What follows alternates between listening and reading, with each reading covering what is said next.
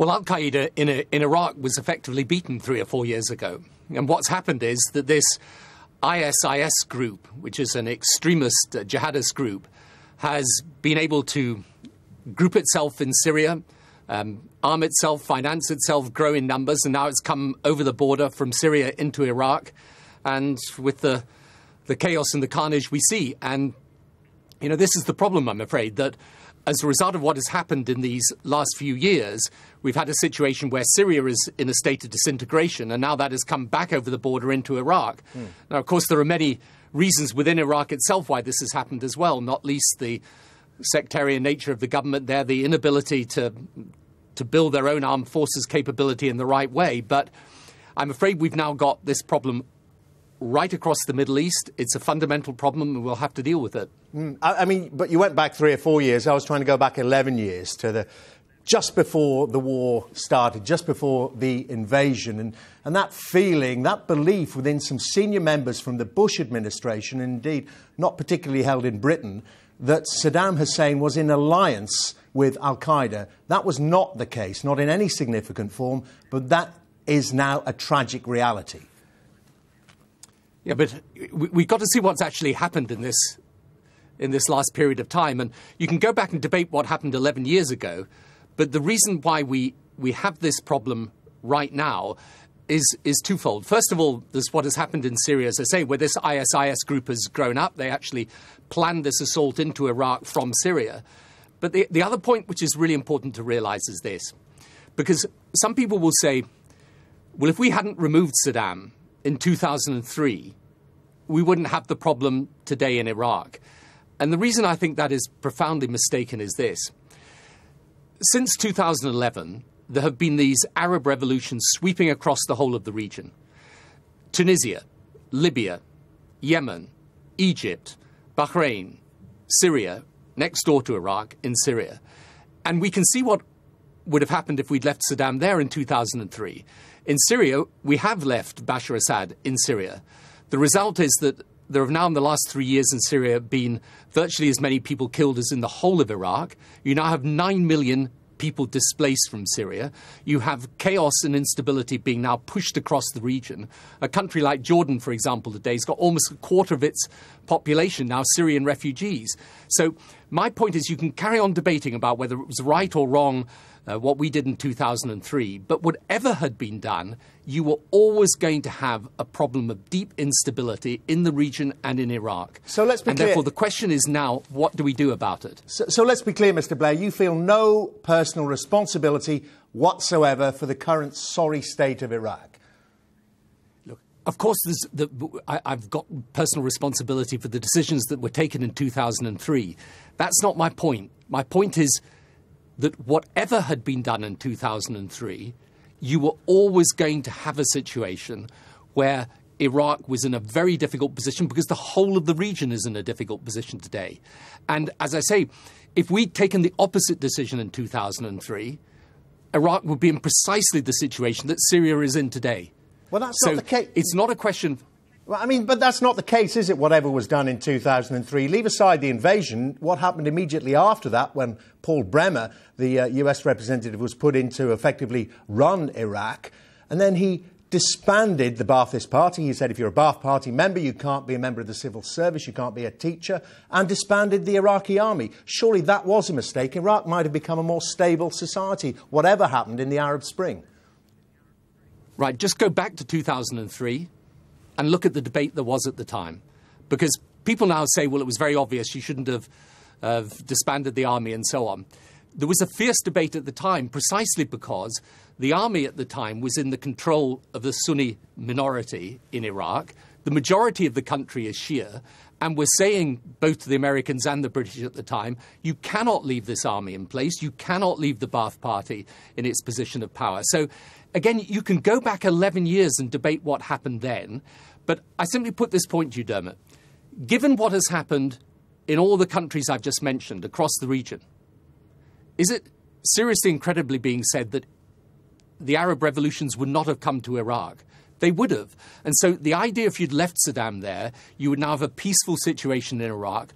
Whatever happened in 2003, you were always going to have a situation, once these Arab revolutions started sweeping the region, where you were going to have the problems that you've now got. And by the way, we have 3 examples now of Western policy in respect of calling for regime change. We have Iraq, where we called for regime change, we changed the regime, we put in troops. That proved very difficult, as we know. We have Libya, where we called for regime change, we used air power to get rid of Gaddafi, we didn't put in ground troops. Libya is now exporting chaos and instability and terrorism across the region and down into Africa now, in sub-Saharan Africa. And thirdly, we've got the example of Syria, where 2 years ago we called for Assad to go. We haven't taken action to make him go. And now we have the situation in Syria, which is in the worst state of all 3 countries. So dealing with dealing with the reality of that situation in Syria, the reality of it now with Assad still partially in place. You say in this essay you've written today that Assad cannot win an outright victory. Can he win a partial one? And should we deal with him on that basis? Right, well, this is a very good question, I'm afraid. And this is the challenge that we now have. Because what is necessary is to understand that Assad remaining in power is bad, but also that the opposition is now fragmented between a reasonable, a moderate and modern-minded group of people and these jihadists, these extremists. So what we're going to have to do is to come to an arrangement somehow in Syria where there is a process of transition, a new constitution put in place, but it's going to be very, very hard to do that, and you'll have to involve everyone in that process, including those people who are now supporting Assad. So I'm afraid it is a very difficult situation in Syria, but be under no doubt at all, because this is what is, so important about our own attitude to this. People after Iraq said, right, when it comes to Syria, we're not having anything to do with it. We're going to stay out of it, and it's someone else's problem. If you talk to British security people today, or the French, or the Germans, their single biggest anxiety about our own security in our own country today are returning jihadist fighters from Syria.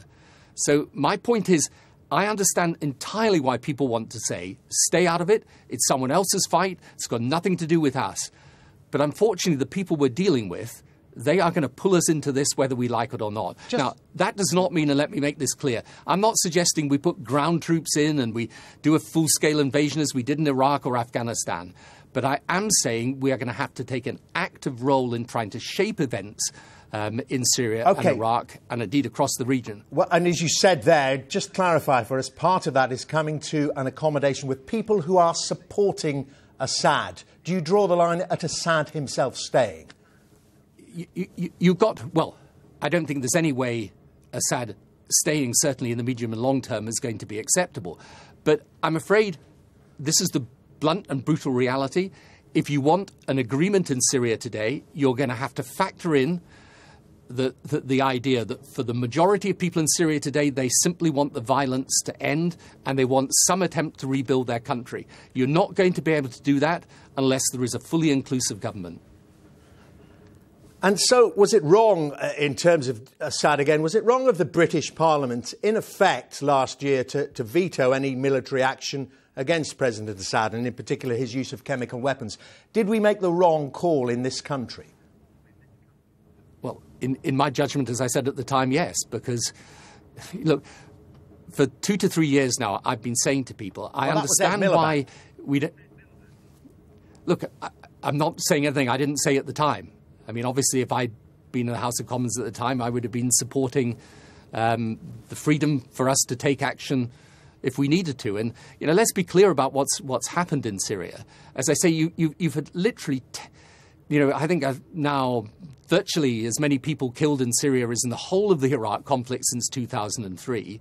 And you've got this situation where you're spilling out instability right across the region. And it's a country, by the way, disintegrated. If you look at what's happened to cities like Aleppo that were proud, civilized cities going with a history stretching back over centuries, they're now wrecked. So the point is this, unfortunately, because all of these problems in the Middle East, they arise out of this toxic mixture, in my view, of bad politics and bad religion.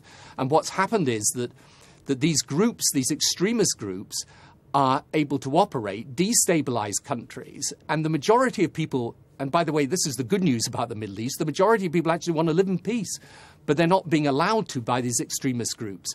And the reason why whether we like it or not, we're going to get involved in this ultimately, is because these extremist groups also intend to target us. Do we need to get involved in some form militarily again in Iraq?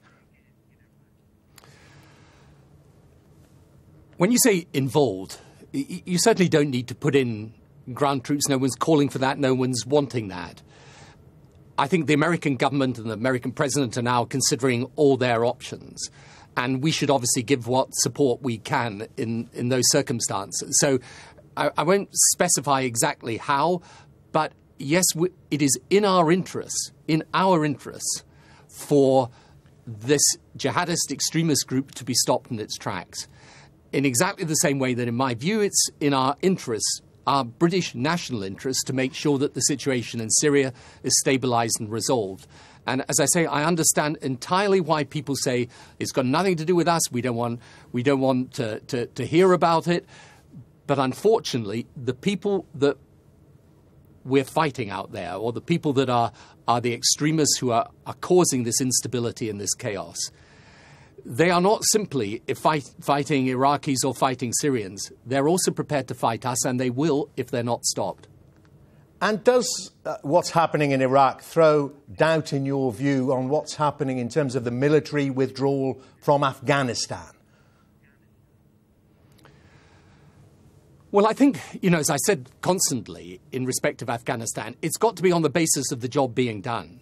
So, there is anxiety about the withdrawal in Afghanistan. On the other hand, as you can see, the Afghan forces are obviously in a wholly different stage of preparation and equipment today, and the people are coming out to vote. And I think in the Afghan election, I think one of the things we've got to understand about this is that sometimes we look at the Middle East, or you go wider than that, you look at Afghanistan, you look at Pakistan, you look right across the whole of North Africa, and people in our country say, look, it's all just a big mess.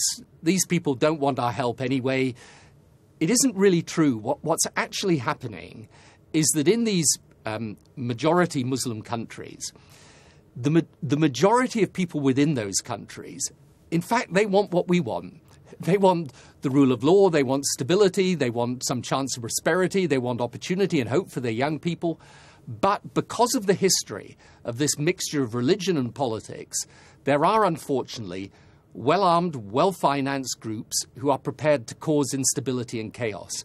And what I think we've got to understand is, whether it's in Syria, Iraq, Afghanistan, Libya, wherever it is, our job, in my view, because they also pose a threat to us, is to support those open-minded, modern-minded people who want the right type of changes within their country, and not to believe either that it's hopeless or that we can afford to disengage. And just finally, Mr. Blair, on the overall reason you've written this long and thoughtful essay on the subject we've been discussing, and you talk within it about delivering these messages with humility, is that in part a response to your old friend Robert Harris saying that while you were in office you developed a messiah complex, that you're a narcissist who went mad? I can't really comment on what he might write. These are difficult decisions. I say it with humility because I had to handle global affairs post 9/11. And I've never said that people who disagree with me are stupid or wrong. I understand the arguments both ways. I think we would have a more healthy debate if we understood that these issues are profound and complex, that the decisions are not easy, and that we try to understand, as I'm trying to understand, how to move forward, given that there are no easy solutions. And, over these past 7 years since I left office, I've spent a lot of time out in this region. I think about these issues. I study them. And I, wrote that long essay, if you like, because I want people to understand, not in a soundbite, but in a more, in a deeper way, what I see in this region, what I see the solution is, and why it affects our own interests. So, I'm not really interested in trading insults with anyone over it. I just think we're going to face a big problem in our own country if we don't understand both the complexity of the situation and the need to deal with it. Tony Blair, many thanks. Thank you.